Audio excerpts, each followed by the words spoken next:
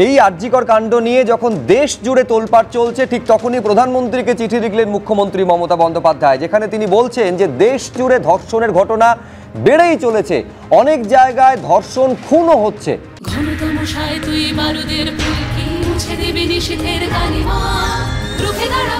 একজন মা হয়ে বলছি, সফল জীবনের জন্য যেমন চাই মজবুত হয়ে ওঠা শিক্ষা, মজবুত চুলের জন্য তেমনই চাই Alopex long and strong hair oil. দেশে দিনে 90টি ধর্ষণের ঘটনা ঘটছে, যেটা ভয়ঙ্কর। এর শেষ দরকার। মহিলাদের নিরাপত্তা সুনিশ্চিত করতে ব্যবস্থা নিক কেন্দ্রীয় মন্ত্রিসভা। চিঠিতে এই দাবি তুলেছেন মুখ্যমন্ত্রী মমতা বন্দ্যোপাধ্যায়। তিনি বলছেন এই ধরনের ঘৃণ্য নৃশংস অপরাধ রুখতে কড়া আইন দরকার। এই চিঠির প্রসঙ্গ আজকে আলাপন বন্দ্যোপাধ্যায় সাংবাদিকদের মুখোমুখি হওয়ার সময় তিনি তুলেছেন। কি বলেছেন দেখাবো।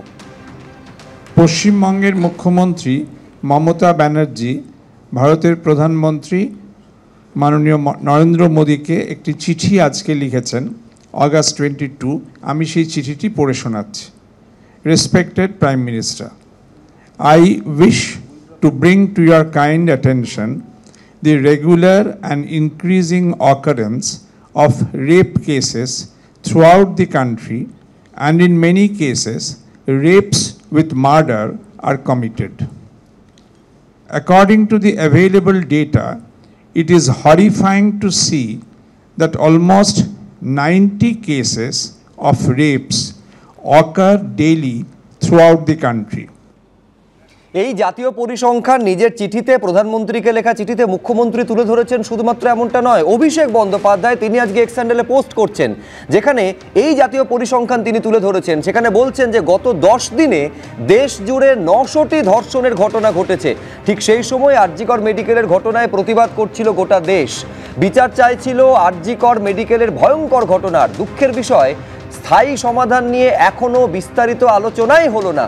দিনে 90টি, ঘন্টায় 4টি, প্রতি 15 মিনিটে একটি করে ধর্ষণের ঘটনা ঘটছে। নির্দিষ্ট পদক্ষেপ অত্যন্ত জরুরি, এটা স্পষ্ট। 50 দিনের মধ্যে বিচার এবং কঠিন সাজা ঘোষণার মতন কঠোর আইন প্রয়োজন।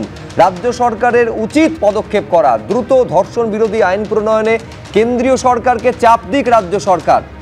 দেশকে জেগে ওঠার ডাক দিয়ে সোশ্যাল মিডিয়ায় পোস্ট করেছেন অভিষেক বন্দ্যোপাধ্যায়।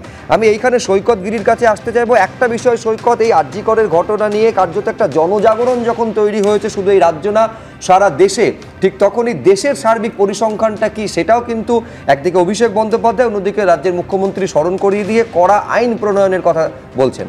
দেখুন, এইসব কড়া আইন প্রণয়ন নিশ্চিতভাবে করা উচিত গোটা দেশে। এটা একটা সামাজিক সমস্যা, সোশ্যাল ইস্যু। কিন্তু এইসব নাটক করে এই সময় আরজিকর ইস্যুকে ঘোরানো যাবে না, পাবলিক সিম্প্যাথি পাওয়া যাবে না। নির্যাতিতার পরিবার এই সরকারের কাছ উপর থেকে আস্থা হারিয়েছে, নাগরিক সমাজ এই সরকারের উপর আস্থা হারিয়েছে। কেন আস্থা হারাচ্ছে? এই যে মহিলা মুখ্যমন্ত্রী আজকে চিঠি লিখছেন প্রধানমন্ত্রীকে, এই সেই মহিলা মুখ্যমন্ত্রী 2011 সালের পর পার্ক স্ট্রিট থেকে খদ্দেরদের গন্ডগোল, তারপর মহিলাদের পোশাকের আশাক নিয়ে প্রশ্ন, তারপর লাভা পেয়ার্স, প্রেগনেন্ট, হালফিলের আরজি করে 10 লক্ষ টাকার অনুদান দেওয়ার ঘোষণা। আপনার মনে হয় মহিলা মুখ্যমন্ত্রী সঠিক ভূমিকা পালন করেছেন? ইভিন আজকের দিনে দাঁড়িয়ে যখন রিক্লেমস দ্য নাইট হচ্ছে মহিলাদের আন্দোলন, তখন মহিলা মুখ্যমন্ত্রী নোটিফিকেশন করছেন যাতে রাত্রিবেলা মহিলাদের ডিউটি কমিয়ে দেওয়া হয়। এই সেই দল তো তৃণমূল কংগ্রেস, যে দলের উদয়ন গুহ, অরূপ চক্রবর্তীরা যে বক্তব্য রেখেছেন, মদন মিত্ররা যে বক্তব্য রেখেছেন, একবারও দল সমালোচনা করেছে, একবারও দল থেকে সাসপেন্ড করেছে। আমি বলছি প্রশাসনের মধ্যে একদম লালিত পালিত হয়েছে এই ষড়যন্ত্রগুলো। তার কারণ কি? এটা শুধুমাত্র ধর্ষণ কিংবা খুনের ঘটনা নয়, এর সঙ্গে দুর্নীতির অভিযোগ আছে। আরজিকর কাণ্ডের প্রথম দিন থেকে আমরা যে অভিযোগ করেছিলাম, সেই অভিযোগগুলো আজকে মাননীয় বিচারপতি সুপ্রিম কোর্টে একই কথা বলছেন।